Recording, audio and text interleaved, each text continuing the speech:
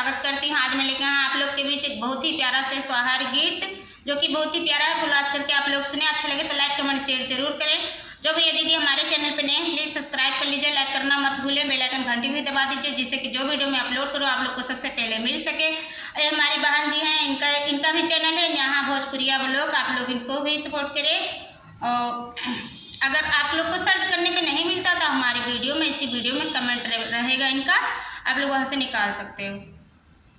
सवेरे उठी गुनगुनवा मंगाई दिया बे, काहे रोता ललनवा। सवेरे उठी गुनगुनवा मंगाई दिया बे, दादा से कहबे दादी से कहबे।